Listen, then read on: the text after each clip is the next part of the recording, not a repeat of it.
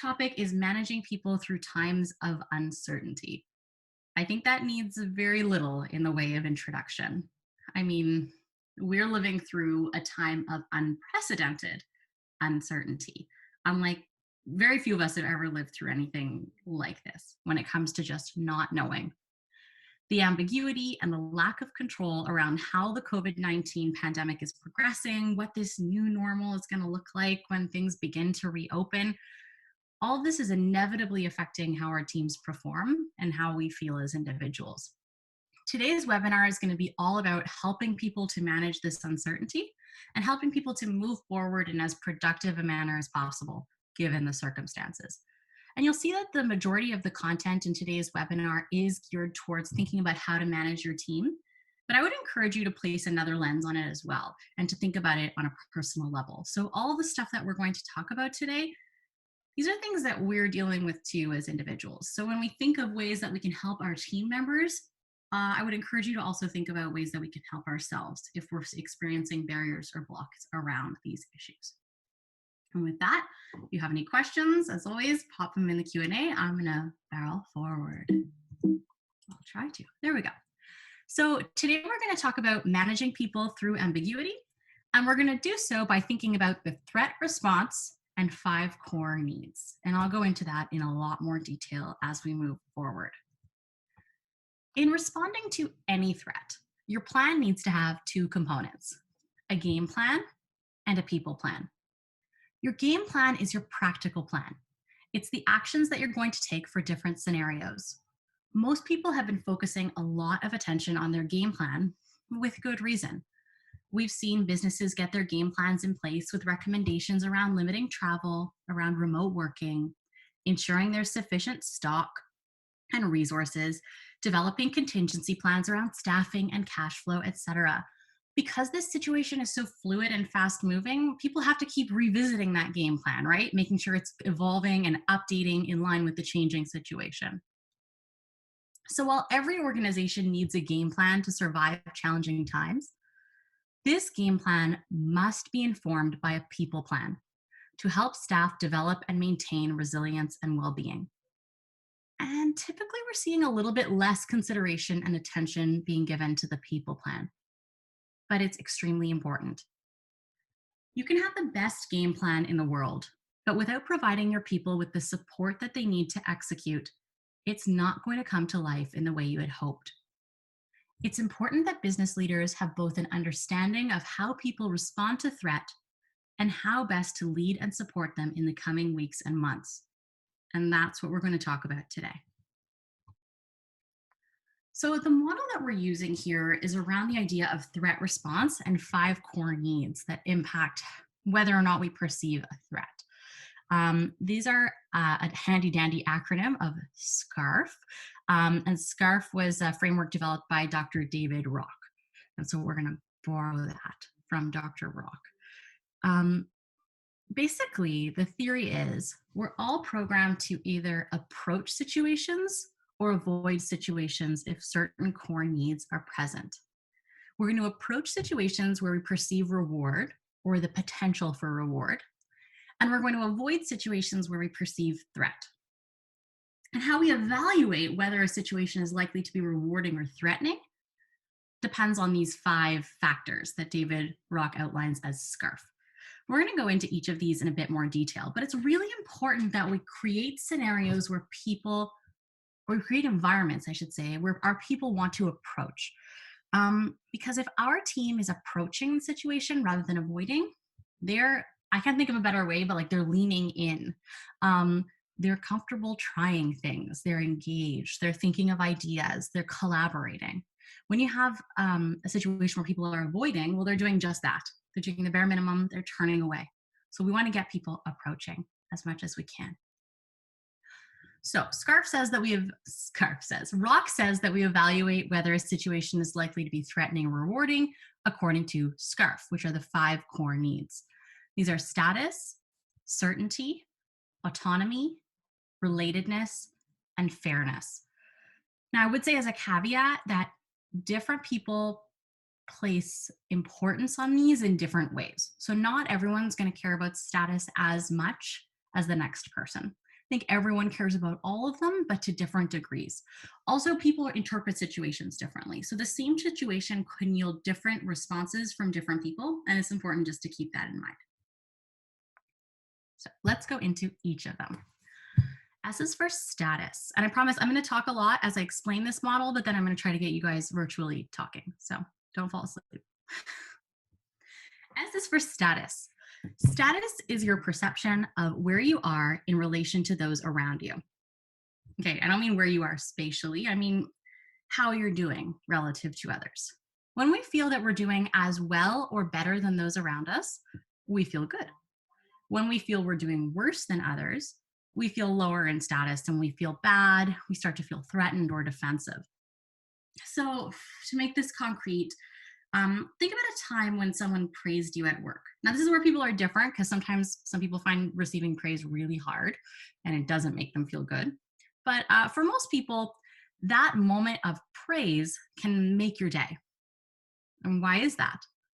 Well, it's a boost in status. That's why giving feedback can be so challenging. Some people will take even constructive criticism as a drop in status, and they'll begin to feel less safe and begin to feel threatened. Studies have actually shown that when you experience a drop in status or a perceived drop in status, your brain lights up in the same way as for physical pain, whereas an increase in status activates a reward circuit. So, where could this be especially relevant for the current pandemic? People may be experiencing a perceived drop in status around a feeling that they might lose their job, a feeling that they might become redundant, right? So that makes people feel like they're less important, like they're doing less well, and it's going to make them avoid step back. I saw my chat go flash, flash. Let me see what's happening. Ooh. Oh, yeah. Friendly reminder from Alex that the slides build. Thank you, Alex. See, told you. Awesome. So status is your sense of personal worth. Thank you, man behind the scenes. Next in the SCARF model is certainty. And there's the build. For many of us, we feel safest when our brains can predict what's going to happen next. So this has been big for me. This, I think, has been why this crisis has been so hard for me. So let's think about COVID-19 for 1 second in terms of certainty. We don't know what's going to happen with this virus or this disease. We don't know what the new normal is going to look like. And even on a more personal level, when the social isolation measures hit, we didn't even know what our next day would look like. I have a young kid. She goes to daycare. I normally go to the office. My life normally has a certain routine. I wake up in the morning and know what that routine is going to look like. When suddenly my daycare was closed and my office was closed and everyone was staying home, I felt, I don't even know if I can describe how I felt. I felt awful. And it's because that certainty was turned upside down. This was incredibly stressful, and I know I'm not the only person who found this incredibly stressful and who went through something like this. Being unsure about what's going to happen next triggers a danger or stress response in almost everybody. There's so much uncertainty around this situation and around what's going to be. It's normal for people to respond with anxiety, with having trouble focusing, with pulling back. So it's important as leaders to think about ways that we can bring in some certainty into this uncertain situation. And as individuals, how we can start to bring certainty into our day. I know for me, I feel a lot better now, not because I know what's going to happen, but because I have a routine. And I know what my day will look like. And that has really, really helped. Something to keep in mind. Just a reminder that if you have any questions, please share them because I'm just going to. All right, next is autonomy. This one I think is simple. Your stress levels go up when you feel like you have no choices or autonomy. When you're in a stressful situation and you find autonomy, even in just a really small way, then your level of stress comes down significantly. At the end of the day, people need to feel like they have choices. And with this pandemic, people are feeling like they have fewer choices, right? So this could be on the level of like, I used to be able to choose where I would go for dinner. Now I can go nowhere. I used to be able to sit in the park. Now I can't. And I think that's partially why some of these like anti-lockdown protesters are protesting, because they feel like their freedoms, which were so important, are now being stomped on. And that makes them feel very insecure. So, in terms of like helping our teams, we want to help people to find autonomy and to highlight the autonomy that they have in terms of their work. And this will have an impact on how people perform and how people are able to contribute at work. Next is relatedness. At the end of the day, we're social beings. I, classic extrovert. But even if you're not an extrovert, even if you're introverted, as human beings, we are designed to create groups based on mutual trust. It's a huge part of how we have survived. Suddenly, again, the ways we normally relate to each other have changed. So it's really important to think about, how can I create connection? How can I emphasize common ground? How can I make people feel that bond between themselves and other members of the team? Again, this will have an impact on team performance. And finally, we have fairness. The feelings of a fair exchange activates the reward seeking part of our brains. Unfairness, or a sense of unfairness, generates a danger response. We get defensive. This hinders collaboration, trust, and teamwork. So much of all of this feels unfair. And there's a limit to what you can do as a leader. But as a leader, it's important to think about treating all people fairly now and always, but also communicating that fairness so that people know this is a level playing field. This is a field in which I can win. And that's going to help people to lean in, to approach, and to do their best work. So even when it's not a global pandemic, there's lots of managers who inadvertently kind of step on all five of these core needs and negatively impact the performance of their team without even realizing it. I think we can all think of a manager. Let's imagine this manager who they know how to do the job so well. That's why they got promoted to manager. And part of their job is to develop their people. So they give a ton of feedback. Now, feedback isn't a bad thing, it's a good thing. But if you give so much of it, people interpret it as a drop in status. Similarly, there are managers who don't provide clear expectations, which impacts certainty. Perhaps they micromanage, eliminating a sense of autonomy for their people. Maybe they're newly promoted and they think, okay, now that I'm manager, I shouldn't be too chummy with my direct reports. That's not appropriate. But that can cut into the feelings of relatedness that build a strong team and a safe work environment. And finally, perhaps they just don't recognize the importance of being fair and communicating that fairness. Let's take a minute then to think about the opposite. Imagine the manager who lets people know what they're great at, who makes expectations clear, who allows people to make decisions, who develops and enforces human bonds, and who treats people fairly and communicates that fairness. That manager is going to get so much more out of their people because their people are going to be more likely to approach the situation, to be all in, and to do their best work. So even when we're not in a pandemic, I think these are really good things to keep in mind in the way that we lead. But we are in a pandemic, and that is what we were talking about. So now I want to turn it over to you briefly in a poll. I'd like to know, which of these core needs, status, certainty, autonomy, relatedness, fairness, which of these do you think is the most important right now as we face this COVID-19 situation? Which is having the biggest impact on our people and on ourselves? Now, I know Alex has designed this as a multiple select, so you don't have to pick just one. So if you have two, you can choose those two also. Thank you for voting.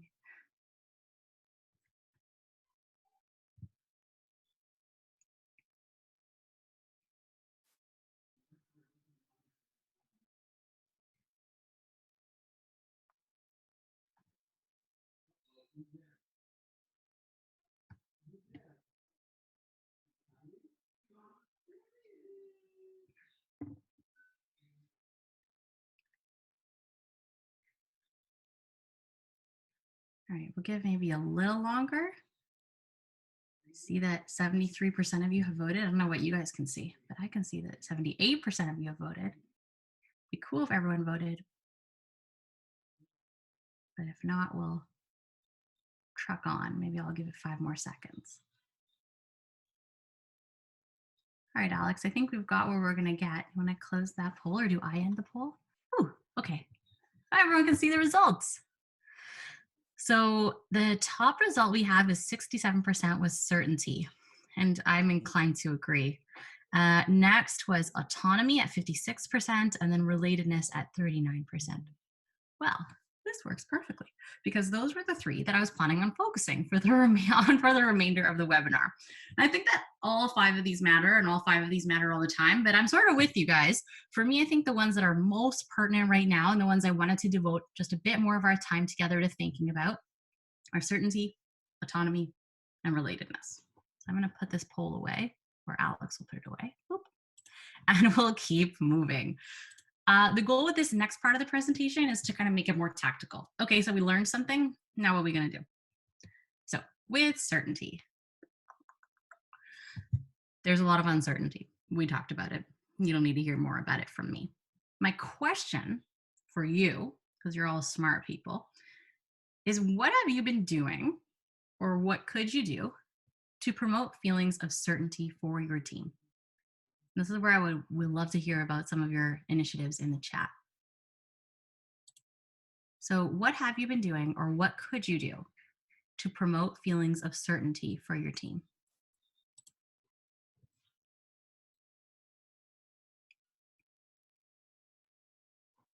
I can share some ideas, but I would love to hear from you. Thank you, Talia. Be transparent about how the business is doing. Share what you know and what you don't know. Transparency again from Hugh. Thank you. Anyone else have ideas? Because I think this is, at least for me, the biggest challenge, right? What's going to be? Regular check-in meetings. Thank you, Paula. Yeah, regular meetings from Jeff. A schedule of what you can be certain of from Alyssa. Well, I like that. I personally would like that. I'm a big fan of schedules. Well, I'll let you guys continue to share in there, and then I'll share some of the ideas from the McPhee team. Stefan, maintain as close as possible the priorities and initiatives that existed before the pandemic. Keep driving through the smoke. I think if that's possible, then that's really helpful for people. So the world is changing all around me, but what's going on at work is stable. And I cared about it before, and I care about it now. That can be helpful. All right, so I'll let you guys continue to share in there, and I'll share some ideas that we generated at McPhee. So we thought, okay, what's important here?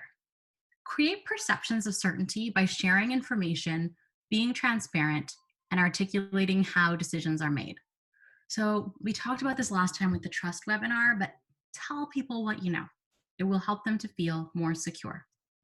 I have a bouncing chat. I'll let that go. You guys talk. Next, we have ensure predictably timed regular updates on changes to the situation. So I may not know what's going to be in 6 weeks. Nobody knows. But I know that every Monday I hear from the big boss, and I know what's going to happen that week in my organization. And that helps create a sense of certainty. I think that's helpful. Next, we have make sure team members understand how and why priorities are shifting. So if the priorities have stayed the same, like I think Stefan shared, that's a source of stability and certainty. If priorities have shifted as a result of what's going on, communicating why that's happened and how that's going to look can do a lot towards building a feeling of certainty out of that change. And last, we have discuss what we can and can't control and strive to focus our energy on what's within our control. This has been big for me personally. I mean, if we spend all of our time thinking about the things that are beyond our control, we're going to be overwhelmed by a sense of uncertainty. Whereas if we define what's within our control and focus our energy on being productive around that, we're going to feel so much better and be able to do so much better work. Thank you for your thoughts on that one. Next, we have autonomy. So this is another big trigger that might be threatened right now. As I mentioned, people have or perceive that they have less freedom than before to make their own choices. So again, I'd love to turn it over to you. What have you been doing, or what could you do to promote autonomy for members of your team? So the question is, what have you been doing, or what could you do to promote feelings of autonomy for your team? Maybe in the interest of time, I'm just noticing the time now and I want to be respectful of your time. I would encourage you to share in the chat because I think we can learn from each other, but I might plow forward because I don't want to keep you past 12:30 because that's what I said I would do. So for autonomy, some of our ideas here at McPhee were to be clear about the principles of key business priorities and self-care, but to keep giving individuals responsibility for how they carry them out. So basically, It's important to tell people what's important. Here's what you're focusing on. Here's what matters. But let people structure their own time. And do encourage people to get up from their desk, go for a walk, see their families in the day. We've spoken to a few people who say, I sit at my desk from 7:30 to 5:30. Encourage people to structure their own day in a way that's going to be the most productive and healthy for them. And that's something that they can control. I did have a bounce in the chat. I want to see what it is. I'm so curious. Oh, don't know how to use technology though. Manage, schedule their own time. Yeah, I completely agree, Jeff. Especially like for me with a 2-year-old, like my day looks nothing like it looked before, and I need to have the freedom to excuse myself at nap time to put my daughter down, because at the end of the day, she wants me to do it, not anyone else. So yes, yes, yes. Number 2 here was don't micromanage. Many leaders or managers may be experiencing anxiety just like everyone else, and the way that can manifest is in micromanaging. So we want to try to avoid not doing that, because it erodes at the feeling of autonomy for our people. So people want to feel trusted and respected. Even though you can't see your colleagues, you want to still trust that they're getting things done. Next, personalize your approach. I think this is a big one for all of them. Not everyone is the same, and you know your team members. So think about each of them a little bit, and think if there's someone in the group who maybe needs a different touch when it comes to this or any of the factors. And finally, let people set their own goals within this period. So let people think about what they want to work on, what they want to achieve. Give them the power to sort of determine how they're going to tackle that. So give them something to be excited about and something to own. Finally, we have relatedness. So with so many of us working from home, and I actually just saw an email from Gallup, I think, that said that 62% of Americans are currently working from home. That's a lot. And I'm sure the numbers are similar here in Canada. So with so many of us working from home, when we didn't usually, relatedness may very well be under threat. We're not getting the usual office banter. We're not getting our usual personal life interaction. This can cause profound feelings of isolation and disconnection. It can degrade people's sense of identity and even their basic happiness. I mean, this is serious stuff. So again, I want to know from you, what have you been doing, or what could you do to promote relatedness for your team? I know I said I'd barrel ahead, but I can pause for 2 minutes or a minute or so to hear from you, because I think there's something we've all been thinking about, right? We're disconnected. What can we do? So what have you been doing? Do you have any awesome ideas to share about how we keep people feeling connected and related? Oh yeah, they're rolling in. One-on-ones, virtual forced fun. Oh, yes. What comes to mind for me, Steve, is like we've been doing these daily energizers where we, what do? We play like games half the time in the morning, and it's fun. Video is greater than audio. Thank you, Charles. Yeah, Christy, we've been doing weekly celebration here at McPhee. My husband at his office has been organizing trivia. He has a spelling bee coming up next week, which some people may perceive as fun. Weekly cocktail hours. Yeah. Thank you, Kate. Okay, I'll keep going. Here are some, but please continue to share. Here are some of our suggestions from McPhee. So we suggest having touch points, individual level, one-on-one, but also on a team level, and to use video if you can, because it's going to be more personal. So you want to make sure that you're connecting with people one-on-one, but also that people are connecting with each other. Next, we have ensure that virtual check-ins are cascaded across your team. What I mean by that is simple. You may be awesome at connecting with your direct reports on a regular basis, but maybe they're not connecting with their direct reports on a regular basis. So you need to have a plan so that no one is left out. 3 is the outlier, but very interesting. Consider Zoom exhaustion. One of our colleagues had read an article about like, why am I so tired at the end of the day? I'm used to talking to people all day in person. Why is Zoom different? And what the article concluded was that Zoom is different because of this little screen in the corner that I'm looking at right now. When you're on Zoom, you look at yourself. When you look at yourself, you monitor your performance. Performing is exhausting. Normally when we talk to people, we're not watching ourselves. We're not thinking about how we present ourselves the same degree that we do on Zoom.